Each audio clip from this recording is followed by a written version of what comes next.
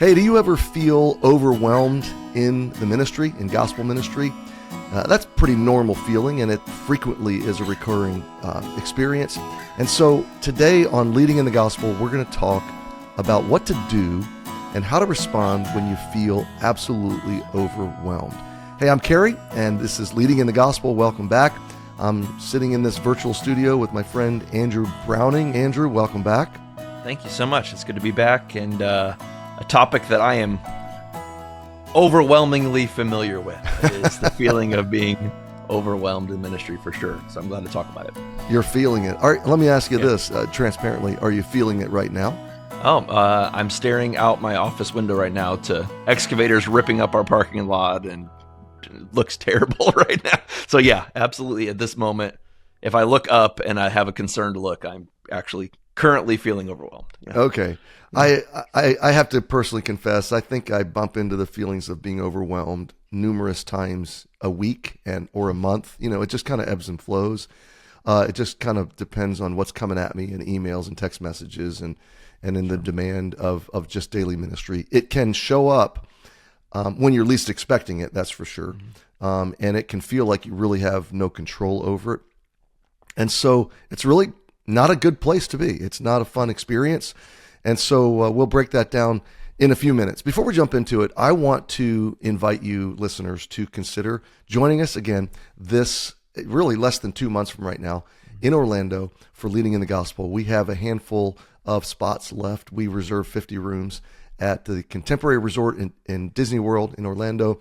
And we have a wonderful week planned of mentoring and relational fellowship. You can get more information about that at inthegospel.com. The dates are September 29th through October 2nd. And this will probably be about the last time I'll mention this year's retreat on the podcast. So I hope you'll jump in. There's still time. Secondly, I want to tell you at inthegospel.com, we're moving forward on some resources. A year ago, we made the Done book available in English and in Spanish.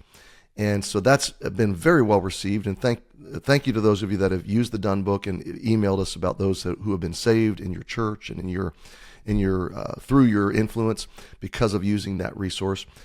Thank God for how He's given that book a life, how people have received it. But then right now, coming off press very soon, are Real Christianity and Off Script. You say, why? Well, because those books were moved out of print from the previous publisher, and those are the two resources I get asked for the most, and we'll probably continue to do this. But Real Christianity is a discipleship resource. It's a book, but it can be easily turned into a 5 to 10 or 12-week discipleship class for new believers. And it approaches the Christian life and the Christian journey from a very practical, how do I cultivate my relationship with Jesus? That's Real Christianity. And then Off Script is a book about trials and hardship. And anybody that's suffering, whether it's an illness or a tragedy or a sudden loss, it's really designed to help them think through difficult times. Both these books are second editions and have been updated, and you can find them. And by the way, the price point has dropped considerably on both these books. So I hope you'll take a look at inthegospel.com, and there's other resources there that we hope you'll dive into. All right, Andrew, let's jump in to being overwhelmed in gospel ministry. Let's talk first about where does this come from? Sure. Yeah, I think even as we were starting, we're both relaying, there's situations we're walking through with our church family even now, like hopping onto this podcast. There's situations that are always active, whether it can be, interpersonal things. It could be like we're working through construction projects. It can be just workload or, feelings of maybe weight or people's expectations or our own expectations of ourselves. So I think it's a very natural human feeling with the complexity of the load that pastors would walk through to have these feelings of being overwhelmed. I think we want to explore two sides of it. It's psychological to begin with, Sure. And that affects spiritual, emotional, attitudinal. It's kind of an internal reality. But it can be based on, and it usually is based on, very practical workflow or situations or circumstances that are in my external material, natural world and workflow that are coming upon me. And we want to talk, I think we want to talk internally first, because Okay. I think that's where the danger, the greatest danger lies. And then we want to talk practical, like workflow, the objective, the decisional world. And the thing that when I taught our staff a session on this, and when I started with the story of the spies that Moses sent into Canaan. And those men came back after journeying through that land. And if you just look at the story, and most of our listeners would know the story, 10 came back overwhelmed and 2 came back inspired. Right. And it reminds me of this statement: one man's anxiety is another man's adrenaline. One man's apprehension is another man's anticipation. I came across a story, good illustration. I love it. The American Shoe Company that sent one of its salesmen to a remote country or another continent. The guy had barely arrived and he wanted a ticket home. And he wired the home office and said, "Get me out of here. This country's so backward, they don't even wear shoes." Yeah. Sometime later, the company sent another salesman to the same country. He wired immediately and said, "Send me all the shoes you can manufacture. This place is a gold mine." Land of opportunity. Yeah. Yeah. No one here has any shoes. So there is to a great degree, sort of the factor of, is there a fire in your belly? What's really going on inside? Sure. And probably the premier example of this is, the 10 spies were overwhelmed, but think about Caleb. He wasn't overwhelmed, and he saw golden opportunity, and he never got over that. I mean, all the way to the end, he's saying, I want my mountain, I want my inheritance. So I'm not downplaying that our sense of being overwhelmed is always a lack of faith, or that it's always an attitude. It just, don't tune out the podcast, listener. Okay, it is real, it is objective, it is practical, and there is a path forward. But we have to deal with the inside first. We have to deal with the attitude.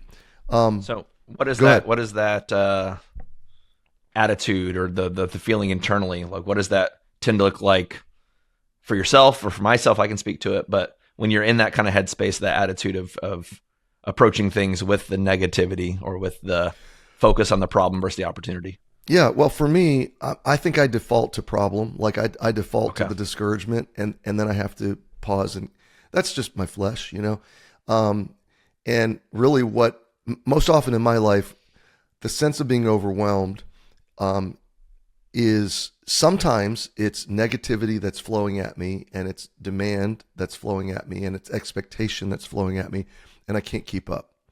But other times it really is opportunity that I could step into, but I don't see it as opportunity. I see it as the negative. I see it as a problem, or more demand, or more drain, or more draw. I think it also, at least for me, a lot of it, my response depends on my state of being in the moment. If I've been heavily overextended, or expended, or depleted, then you could ask me, what do I want for lunch? And that decision could overwhelm me. Sure. Okay. Sure. Decisional fatigue. And again, that's an internal reality. But there are times where there's just, when I look at the workflow, when I look at the demand and the deadline between now and Friday, or now and Saturday, it can't all get done. Yeah. So there's that internal attitudinal, opportunity versus, but then there's just the math, just the real objective reality of, I can't get all this done. Yeah.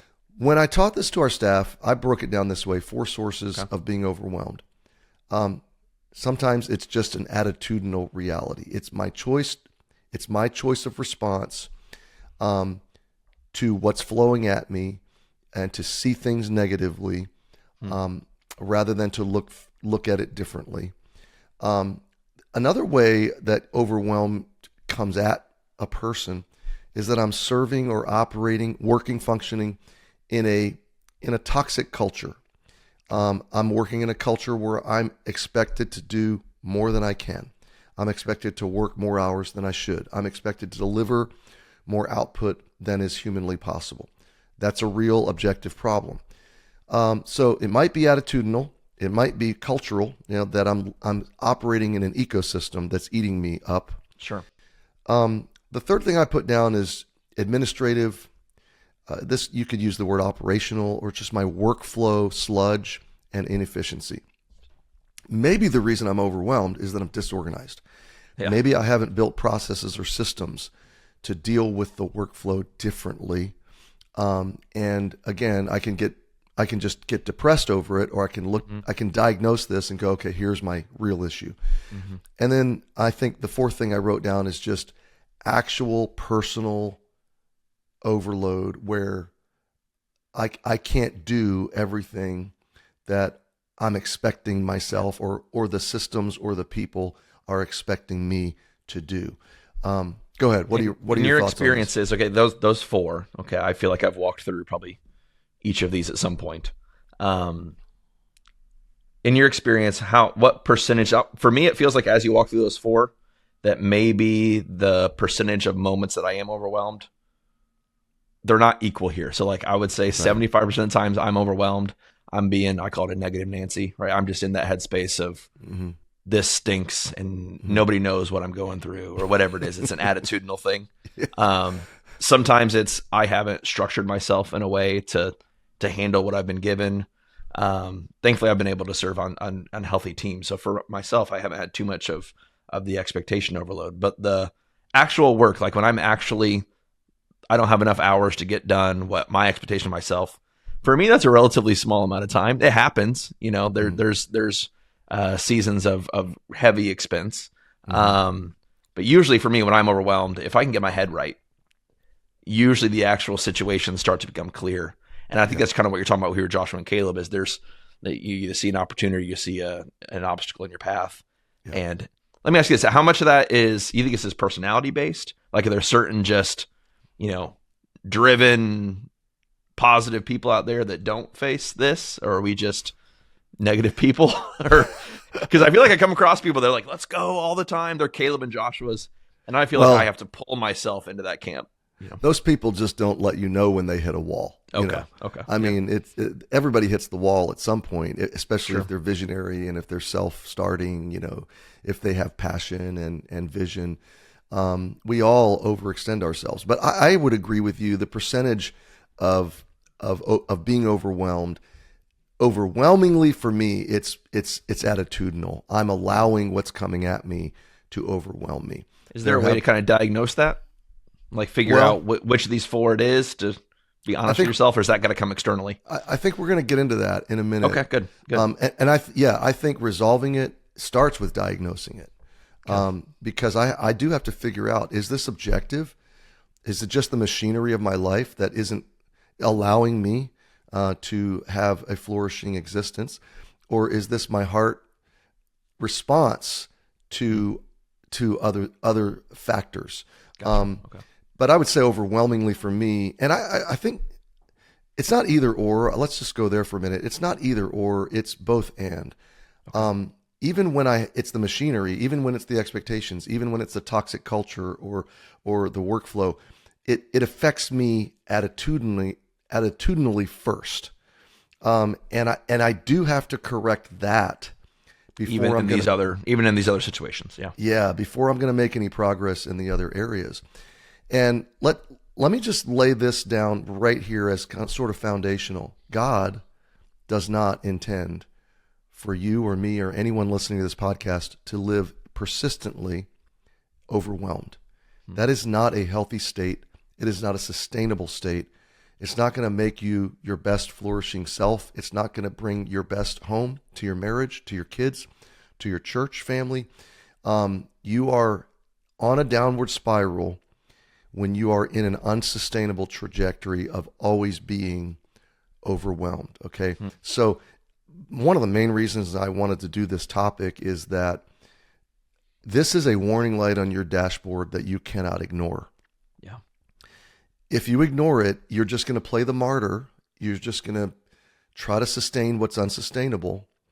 And you're going to continue to wear thinner and thinner. You're going to grow more negative and more negative. And something's going to give. You're going to break. Your marriage or your family's going to break. You're going to implode. You're going to hit a wall. You're going to burn out. I mean, all kinds of bad stuff is at the end of this road of being overwhelmed. And I kind of want to start by saying God doesn't want you on that road. God didn't put you on that road.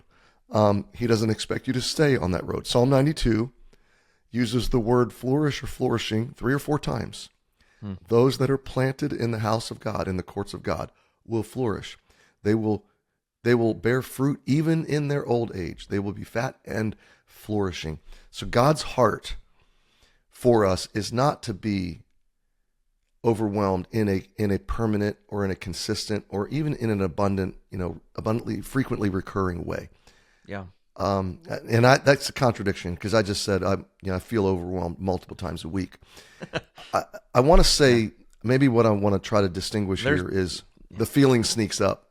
Sure. And then my response can quickly resolve it. So we've talked a lot about culture on this podcast over and over again, kind of being the ecosphere you live in. Yep. What you were talking about is you're going to have moments of being overwhelmed, but that's a very big difference from being a person who's perpetually living in a state of being overwhelmed, where just you wake up before even the situations come, you're in this position because you almost have a backlog of overwhelm that we're already living in. So the first little obstacle that comes, I've been in moments where something that shouldn't overwhelm me at all overwhelms me because I was already overwhelmed. Right. So a small little challenge that is very much just part of my job description comes across my desk, and all of a sudden, woe is me, because I was already walking in a season and a culture of being overwhelmed. So I think that's what you're talking about. We're like, God didn't want us to live in this. Yeah. You're going to have moments, you're going to have situations that come, but not to live, long term in this feeling of. Yeah, and we probably have listeners right now that are in both those spaces, and some are in both at the same time. And so I'd say to a listener, let's take a minute and diagnose. Is this just a momentary thing? Like were you overwhelmed last week and last month and last year? Has this gone on for months and years and been continually building like a snowball? Or are you mostly dealing with just the moments of being overwhelmed? I can tell you, I've experienced both long seasons, but now I think it's more short moments that are short-lived.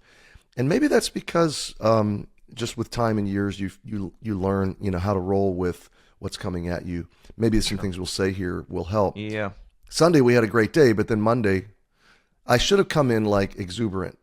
Sure.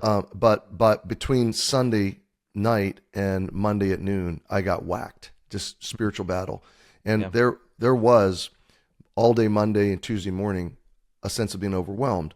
But by the midday, end of day Tuesday, those overwhelming realities had downsized, had found their place in the flow, and that sense was greatly diminished.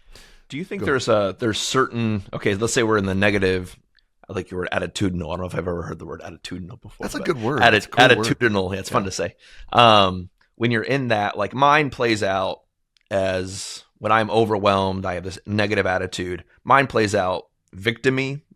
Yes. Like, are there other options in that? Like, or is that, thinking in my own mind, like, what does that look like for someone who's living in this state of being overwhelmed? Are there people that get, defeated? Are there people that get lazy? Like, what is the response that you've seen? Well, I think what we're talking about in the attitude, you have really two choices when you're overwhelmed. You'll either be a victim or you'll be a leader. And the victim choice goes all those other bad places, right? Sure. You're going to get depressed. You're going to resent any expectation, any next request, any next text message or email. It's gonna pile on. Don't they know I'm already overwhelmed? Yeah. You'll be short fused. You'll be irritable. You'll be living in the dark side, and nothing will be good. You'll be like Pigpen and the Peanuts cartoons, just walking around in a dust cloud. But these moments of being overwhelmed actually they're what make us leaders. But if we choose victim, we bypass the whole process. And suddenly, I don't have any control over my circumstances. This is all put on me. All these expectations. Honestly, Andrew, at the core, the victim mentality is I'm blaming God. I mean, there may be players and people and expectations, but after all, who called me to this? Who put me in this situation? Yeah. God did. God demands too much. God expects too much. God's the one that's overwhelming me. That is so false. but this is where we get ourselves. Okay. The other option is to realize I'm a decisional being and I am a responsible being. God has given me capacity to make decisions in response to what is this overwhelmed place. And this is why I say we got to deal with the attitude first, because a listener that's chosen victim, your sense of being overwhelmed is not going away anytime soon. You're just going to die under it. But if you choose leader, if you go, okay, this is a golden opportunity to grow in leadership, to make some executive decisions about my life, my ministry, my structure, my flow, my time, my sleep patterns, all of it. And here's the thing, at the judgment seat of Christ, I don't get to say, it was your fault, God. Sure. Like if you hadn't given me so much to do, no, God's going to say, I gave you enough time to do everything I wanted you to do and fulfill all the roles I gave you to do.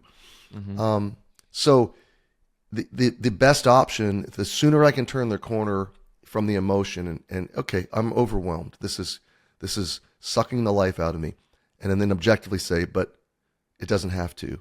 God doesn't want it to. Yeah. And I'm a child of the King, and he's going to give me wisdom to look at this objectively and work through it. Now, now the door's going to open and you're on a good road. You're going to grow. Yeah. You put there in your notes from your staff training, there's 4 resources for our attitude from Caleb and Joshua's story. The first one's like your vision, right? Your focused pursuit, right? So if we're going to turn the corner, can we walk through those 4 and say, okay, these are some resources here that can actually help you begin to address the attitudinal problems that we got here, right? So here we go. Before we get to that, I want to talk about the resources that combat the feeling of being overwhelmed. Okay. Okay. So I'm looking at the notes that I sent you. Yeah. The solution to overload or being overwhelmed is never despair. It's never negativity. It's never the victim mentality. It's never complaining or scorning. The solution to being overwhelmed is always innovation. It's always prioritization. It's always creative decision making.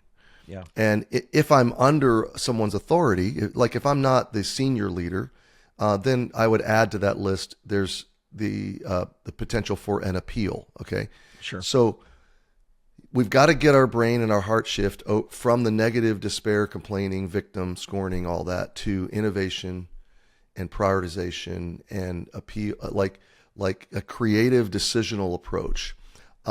So here's what I told the staff. I said, first of all is priority. Sure. So looking at everything that's coming at me and asking, what are the priorities? Someone directional with a direct report in an organization like a church staff or something like that, they probably have a realm where they can prioritize themselves, but they probably have also a realm where their priorities are dictated to them. Yeah. Okay. Yeah. But you've got to stop and look at what are the priorities here. And then out of getting clarity on the priorities, I've got to ask, I've got to innovate. I've got to get creative. I've got to look at how can this be done differently, or what would provide a reasonable, workable, effective, efficient solution to being overwhelmed. If I can't get it all done, if it all needs to be done. Now, see, prioritization is realizing it doesn't really all need to be done, Right. But identifying what must be done, and then innovating is looking at it differently. God, give me a different set of eyes. I love this idea. And this is what I would tell the 10 spies. You see all the obstacles, but God knows about solutions you haven't even thought about yet. Right. Yeah.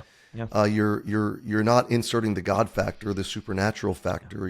You're not inserting that. You haven't thought about marching around walls 7 times, right? Yeah. And blowing trumpets and right. You don't know the solutions that God has in mind, and as long as you're despairing, living in the victim mentality, you'll never discover those. You'll never experience those. No, it's great. Yeah. So I wrote this quote down. I'm here not to complain. I'm here to make a difference in areas that normal people just complain about. Yeah, that's great. So I want to be that person. I don't want to be the person that sees all the obstacles, and sometimes I am that person, but I don't like that version of me. I want to be the person that makes a difference in the areas that everybody else complains about. So the resources that you were talking about for attitude, and you share your feedback on what you see here. Absolutely. Yeah. Okay, first, I think, again, to fix my attitude is, do I have clear vision, focused pursuit? And I look back at Caleb on this, that Caleb had his directives from God. He had his expectations from God. He knew he wanted that mountain. He knew he wanted to conquer the land. So his vision was clear, all right? And where there's clear vision, that's going to resolve a lot of inner attitude problems. Yeah. Now, when we're talking about vision, you're talking about, it's kind of similar even to your priorities, like kind of what you were saying a minute ago. What is actually under my purview? What am I trying to accomplish? Correct. More than like, I guess it could be an end destination of where we're going to. But more than, sometimes we hear vision, we're thinking, well, that means, church planting, or that means, whatever it might be, kind of the end destination. But I think more what you're talking about here with your kind of focusing in on something is that the other things kind of start to fall away if it's not pointing you towards kind of what your purpose is. Yeah, it's clarity. Yeah. It's internal clarity. God's will, my specific roles and mission given to me by God. What is my responsibility? And maybe here's the point here. Maybe I have imposed on my life an objective or a goal or a vision, a pursuit that is not God-given. And no wonder I've overwhelmed. I have added to the plate that God has given to me. Yeah. And so I've got to zero in. I've got to focus on what has God given me to do in this life, and with the assumption that He's given me enough to do, but He hasn't given me too much to do. Sure. So I got to get clarity. So from that clarity comes your second help, which is single-mindedness, like an undivided heart is what you called it. Yes. That once you have that clarity, that understanding, that vision, that is what you're running after. Yeah, and I guess these things relate. Caleb's example, again, 40 years plus 40 years, 80 years. He was single-minded in his role and in his God-given direction in life. He just never let it go. Yeah. And again, being overwhelmed causes us to second-guess everything, and it can lead us to being double-minded in deep ways. And what does James say? A double-minded man is unstable in all his ways. Sure. But what did Paul say? I count not myself to have apprehended, but this one thing I do, forgetting those things which are behind, reaching forth unto things which are before, I press toward the mark for the prize of the high calling of God in Christ Jesus. So a lack of clarity and vision can really lead to being overwhelmed. A double mind, a divided heart. I've got my hand in too many cookie jars. And I need to just embrace what God's given me and release other things. That's big. Yeah. So understanding where you're going, trying to not forget about, but set aside the things that aren't related to or connected to where we're going. And then your third help was intensity or determination, right? So once you know where you're going, you let the other things fall away, and then we're running hard, right? We're running hard towards that goal. This is as opposed to whining or complaining or a negative spirit. It's getting that steel-hearted determination that I know God's called me to this. I know this is the race He wants me to run, and I know in His power I can run this race. Yeah. It's grit. And so I'm gonna have the courage. Maybe courage would be another word here. I'm gonna have the courage to make difficult decisions, hard decisions, to do what I can do and not do what I can't do. Even if I might want to do those things, or even if it might be the model I'm familiar with, or the only systems I know. Something's got to give, and it's not going to be my call. It's not going to be my vision. It's not going to be my determination. It might be something in my schedule, something in my form, or in my style or pattern of ministry. It might be something in my daily habits or workflow, but it's not going to be my determination to continue following the Lord. And all this adds up to the fourth, which is optimism, biblical, just faith, I know God will help me solve this. Sometimes we hear optimistic things, or if you're a by nature personality a more negative person, optimism or optimistic people are just annoying, right? Where it's like they're always wanting to go, they're always it's going to turn out great. But what I liked about this is it ultimately isn't illogical optimism. It isn't my life stinks right now and I'm overwhelmed, but hey, it's going to turn out fine. No, it's saying this is my goal, this is my end destination. I believe God's called me to this, so I'm going to focus my heart on that. I'm going to work hard, and then what do we trust the Lord, right? Yeah. We're leaning on Him. So it's not just because there is a kind of optimism which is disconnected from reality. Yeah. And I don't like, oh, I'm overwhelmed, but hey, the Lord's got it. I'm just going to go play golf, right? And and then what happens when I'm off the golf course? The junk that I was overwhelmed by is still there, right? I'm walking back into the situation. So it's not this is all going to turn out fine because I just say it is. It's no, I'm focusing on what God's called me to. But there's stupid optimism and biblical optimism, and what you're talking about, the stupid optimism is not based in faith and reality and biblical values or the gospel. It's based in escapism. Like, I have too much to do, I'm just going to go golf. It's neglect. It's abdication of my responsibility. And it's all going to turn out fine. It'll all be okay. Whatever. Yeah. We'll let it. It's the guy that's so overwhelmed that he doesn't deal with the problems. He doesn't fix the systems. He doesn't encourage the people. He just walks away. And that is a very oh goodness. I don't want to answer to the Lord for abdicating my responsibility and stewardship. But let's talk about what is biblical optimism, and I would go all the way to the core and say it's gospel optimism, because here it is. No matter how bad things are, I'm still a child of God. The gospel is still true, and the good news still dominates my life and direction. And in the end, we win. I'm going to come through this because the gospel lays that groundwork. The gospel's the good news that always transcends every possible bad news. So I think that kind of goes back to God doesn't want me to live this way. Doesn't want me to feel or be overwhelmed perpetually. There is a solution. In God's grace, there is a solution. And by the way, it's not always do more. Like work harder, sleep less, stay up later, get up earlier. It's not always that. In fact, usually it's not that. Usually the people that are overwhelmed are already trying those things. Mm-hmm. They're already staying up late and getting up early and eating too quickly and not exercising and not having any time for family and friends and relationships and marriage and these things. All the margins have already been squeezed. So that's what we're talking about is the gospel holds me, secures me, gives me an identity that allows me with courage to address all those other things that are being squeezed. And to live a healthy life and lifestyle.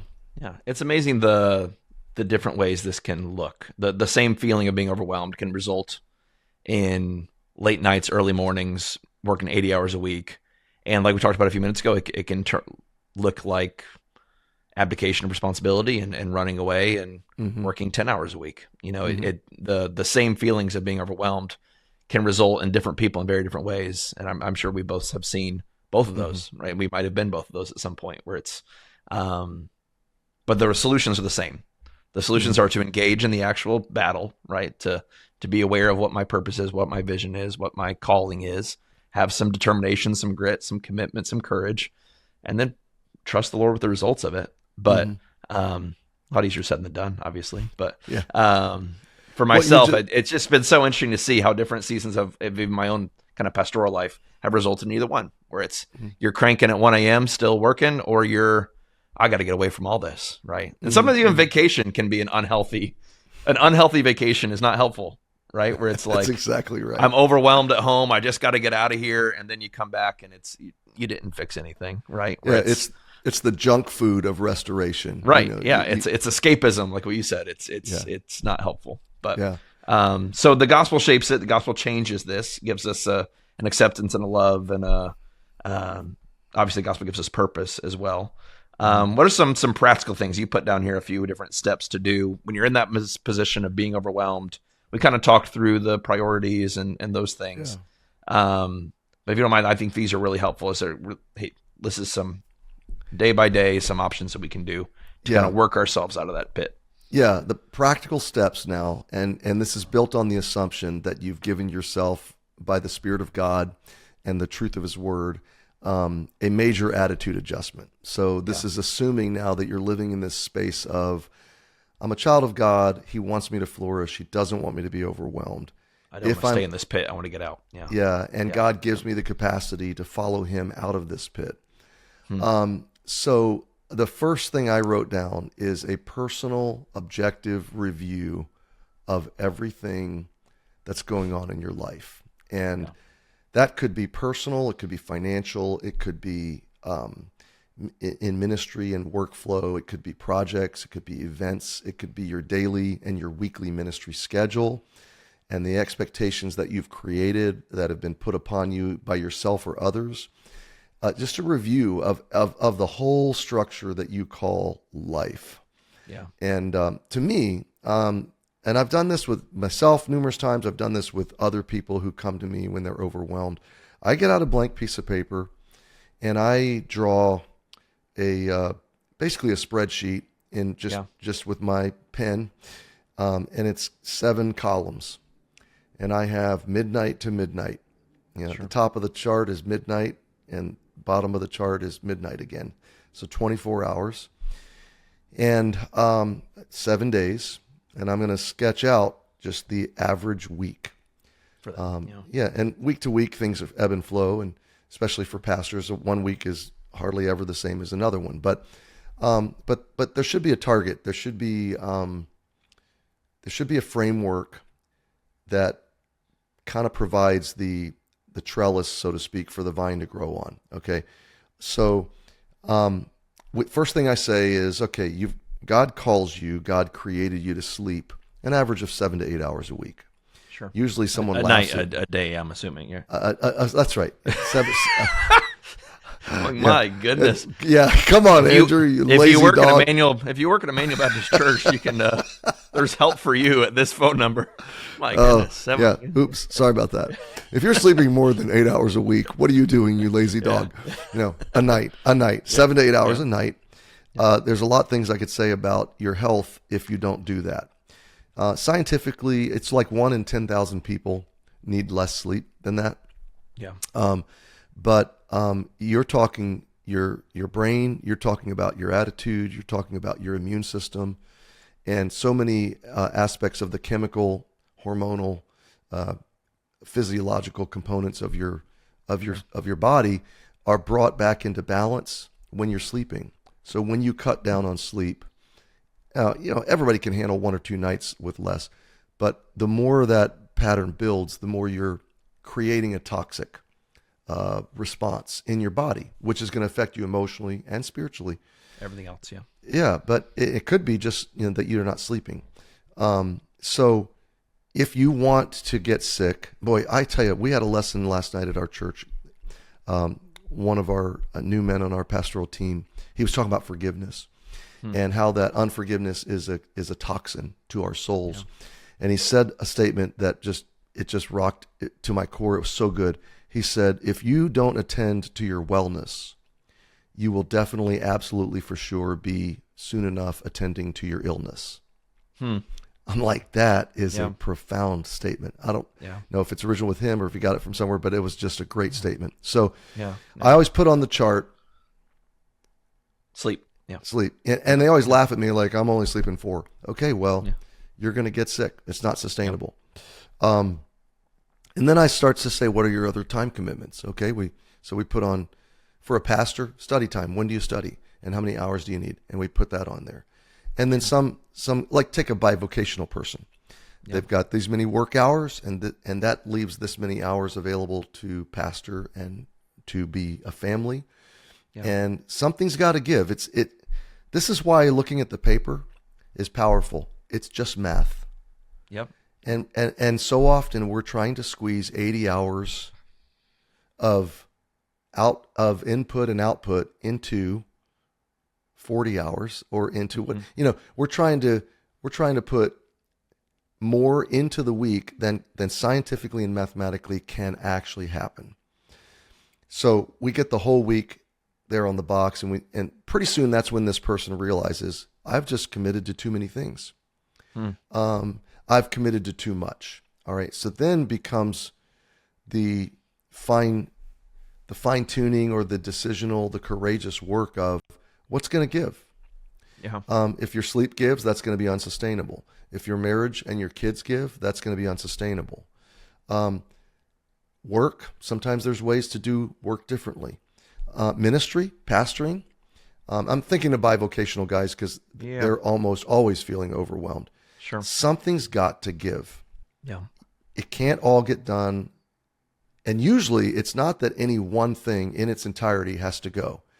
It's usually that God expects me to do these things differently than I'm doing them. Mm-hmm. So one interesting thing I've seen you do that, and I've done it with some of our guys when they're in those kind of moments. Mm-hmm. And there's one response was kind of what you talked about, where I've committed to too many things, and I've got to start clarifying. There's another way that kind of works, where you start putting it on paper and you realize, oh, I can do this.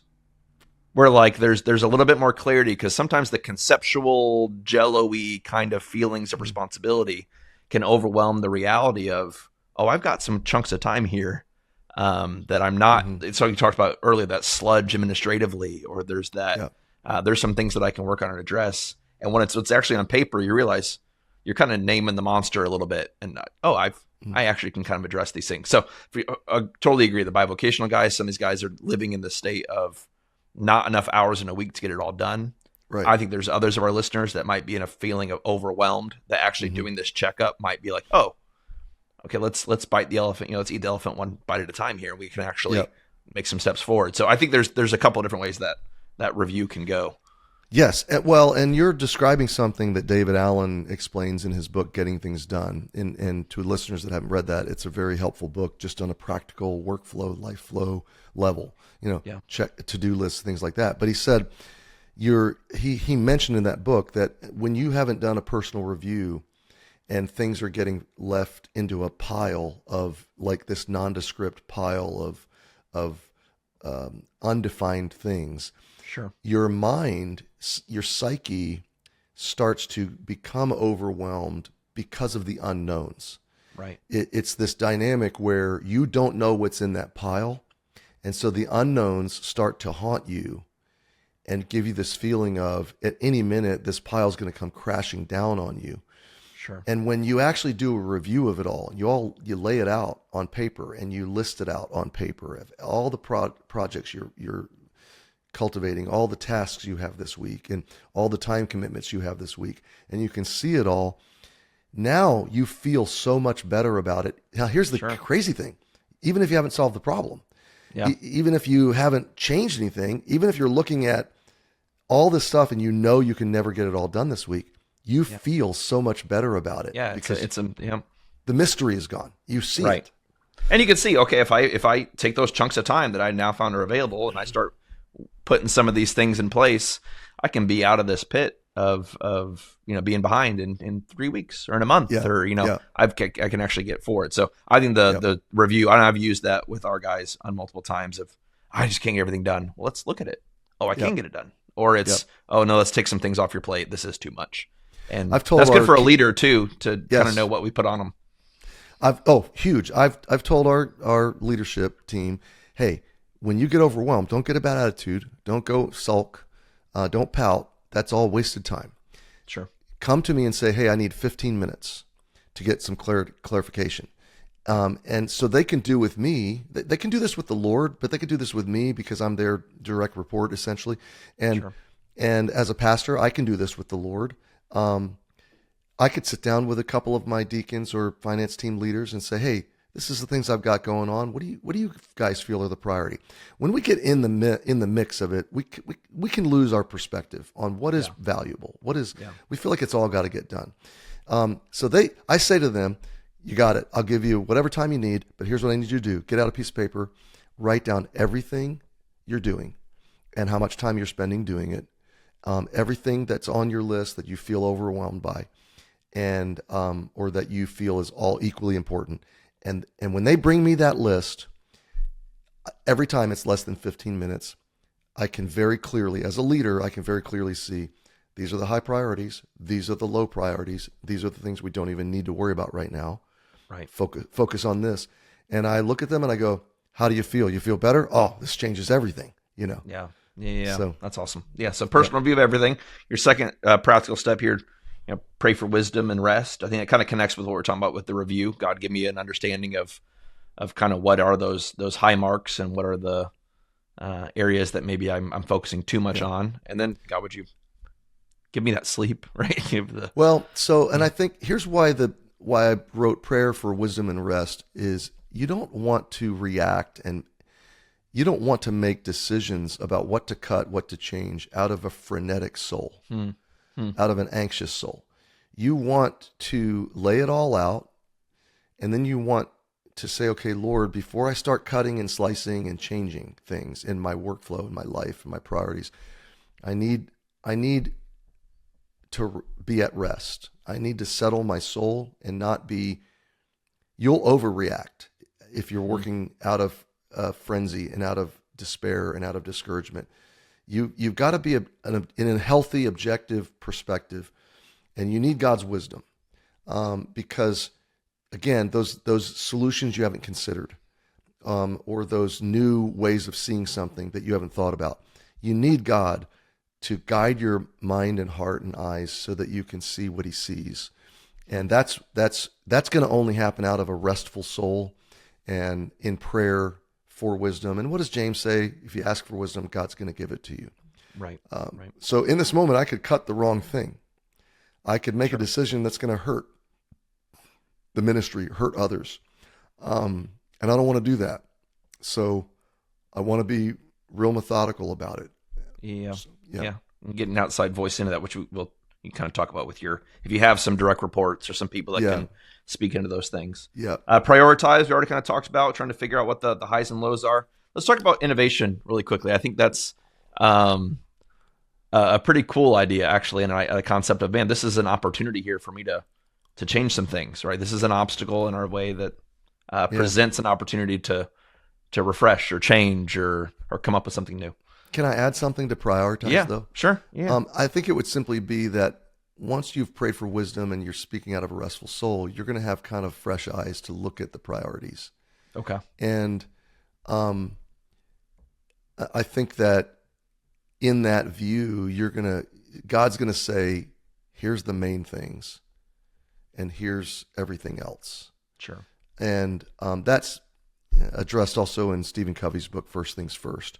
He talks about the big rocks and then the little rocks in the sand. Yep. So, but just having clarity on what are the high value things, what are the priorities, and now once you've got your priorities of here's the most important things, like my marriage and my children, and I mean, if you're bivocational, you have to have a job, and if you're a pastor, you have to preach, but you don't have to do everything. Especially if you're bivocational, you can't. You can't do everything, and you can't. Yeah. I especially have a heart for the bivocational guys because they have to get this next point on innovation. They have to be much more creative and innovative than full-time pastors and pre-boxed church models would allow them to be. Right. There's a whole world of bivocational pastors that think they have to lead and run the church just like a full-time pastor does. Sure. And they're trying to do the impossible.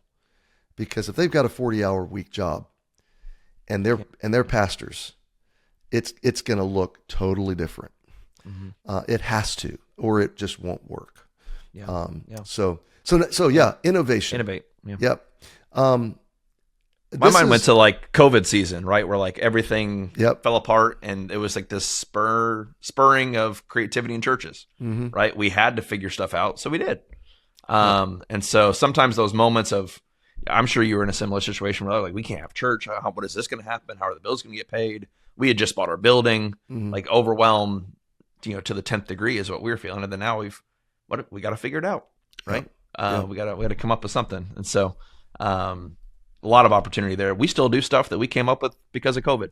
Oh, sure. So this is a better way of doing it. So kind of speaking to that, an easier way to Well, for me, when I get overwhelmed, the innovation process has been, first of all, I go to people that I respect. I go to people that are doing it in a sustainable, healthy way, but they're doing it different than me. And I'm kind of like, and usually better than me. So I'm like, okay, I'm trying and failing and I'm overwhelmed, but there's people doing the same work I'm doing, but they're doing it differently and they're healthy and they're actually enjoying it and it's working. It's fruitful.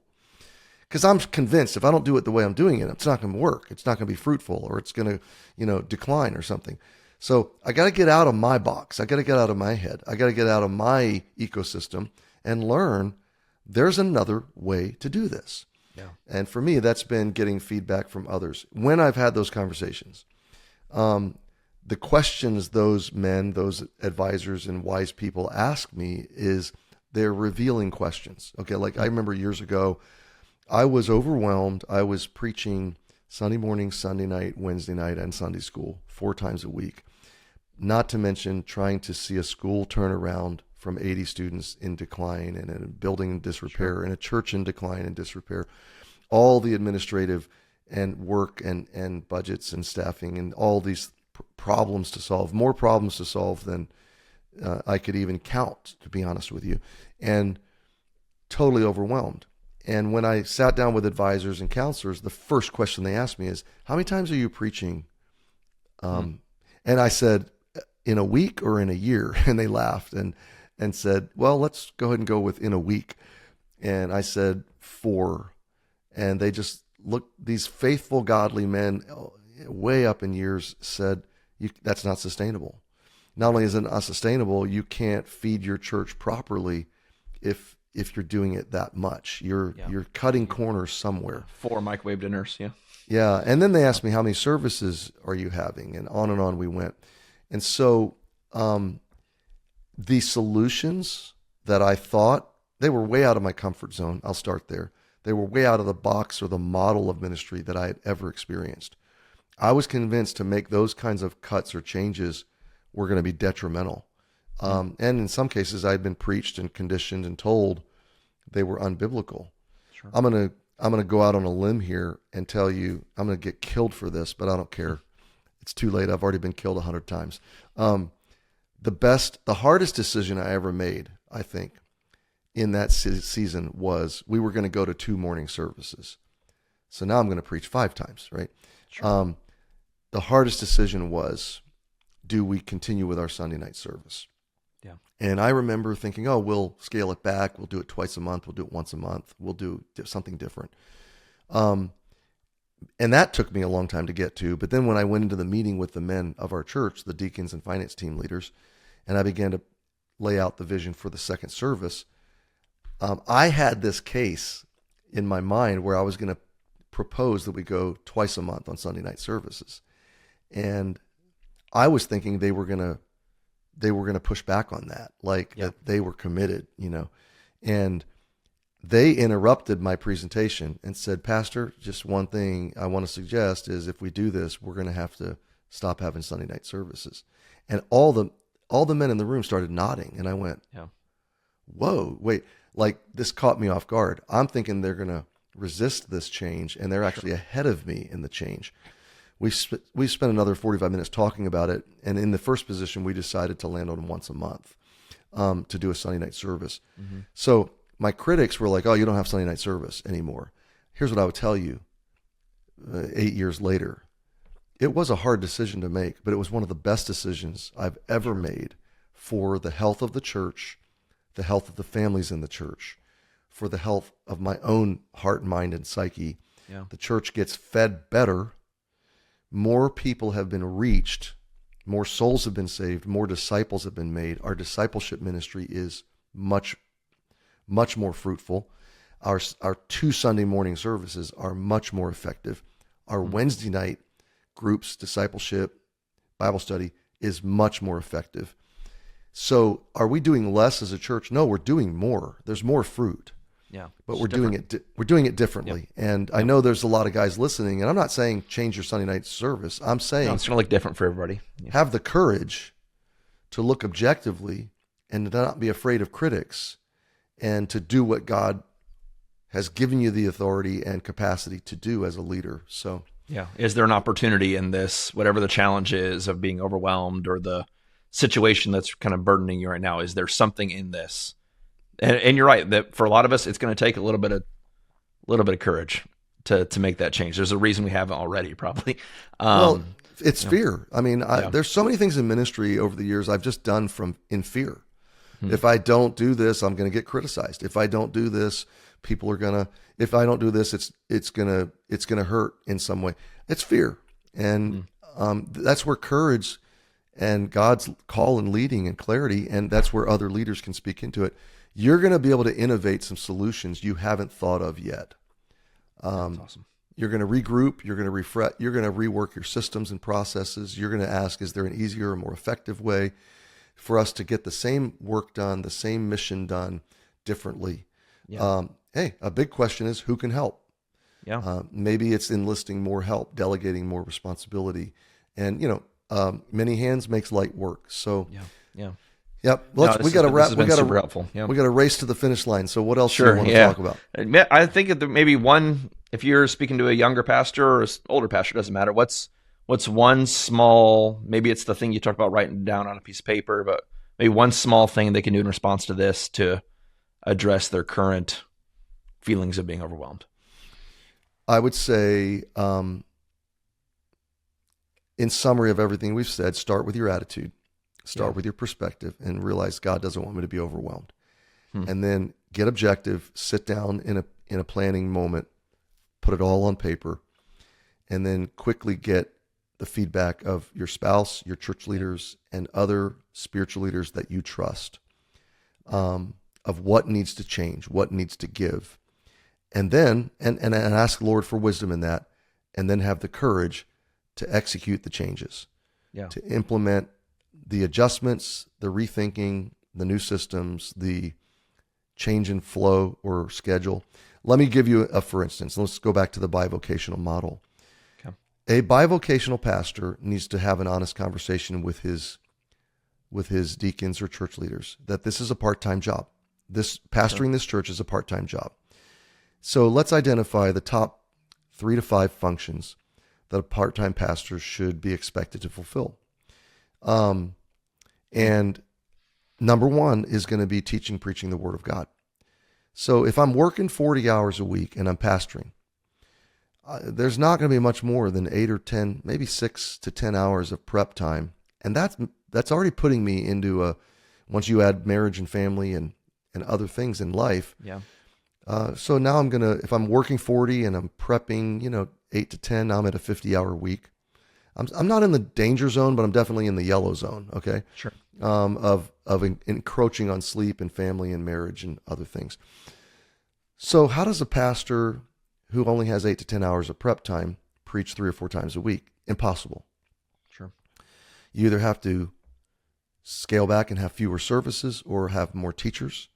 But let me go at it differently. What if that guy's preaching once a week? That's not enough time. I still put 12 to 15 hours into Sunday morning. So here's what I would say. Just reckon with reality. You're going to have to use resources. You're going to have to use curriculum and material. You're going to have to straight up say, I'm borrowing messages, but that's okay. That's where we're at. I'm not full time here and I have to borrow material. Give credit. I read a book by Chip Ingram and I'm basing this sermon series on that book. Sure. Andrew, there is not a stinking thing wrong with that approach. Now, if you're plagiarizing, if you're a full-time pastor and you're plagiarizing and you're just repeating messages from other people and you're not studying and you're not giving credit, you're lazy. You're dishonest. But if you're a bivocational pastor, have an honest conversation and say, this is what I have to do. And these are the kinds of decisions, creative, innovative, courage, where you this is how it has to be, and there's nothing wrong with that. Yeah. Well, even your example, which is obviously we both agree on the concept of ripping off people's stuff and presenting it. But I think that can even be you got overwhelmed and you went the other direction, right? Or maybe you're trying to keep up some level of, I need to be Tim Keller, so I'm going to rip off Tim Keller, right? Or I'm going to, whoever it is that you're choosing to do that with. it can be its own response of being overwhelmed that points you in another direction. So no, super helpful. I think that this has got a lot of wisdom for guys, and there's a lot of us that are going through difficult things, and the seasons and the moments of being overwhelmed come. But man, a lot of help here to be able to try and work ourselves with the help of the Lord, obviously not our own power, but get out of that pit and move forward with some courage and some determination. So super helpful. So listeners, just remember, when you're overwhelmed, that is not given to you by God. Okay. Yeah. Wherever it's coming from, it's not the Lord, and he does not expect you to stay in that lane. You can, with his grace and wisdom, with his word, with outside advisors and counsel, you can fix the feeling of being overwhelmed so that you can flourish. And I think over time, you learn where the boundaries are. You begin to anticipate the experiences. You know that it's going to repeat itself, but it doesn't rock your world as much as it used to. And you can pivot, you can adjust quickly, and you just learn how to not stay there. And that's a good thing. So, let's wrap up. I just want to say in closing, don't forget In the Gospel Refuel in October. Don't forget inthegospel.com for resources like Done and Real Christianity and Off Script and other things. We have some video curriculum on inthegospel.com. I've got the videos on the In the Gospel YouTube channel, the 1-Year Bible Journey. I have bivocational pastors that use these resources. I want them to. If you want one of my sermon series, email me. I'll send you the notes and cater them to your own situation. But you're more than welcome to have them if they can be a blessing to you. So we hope this podcast has been helpful. Thanks for joining us. And until next time, keep leading in the gospel.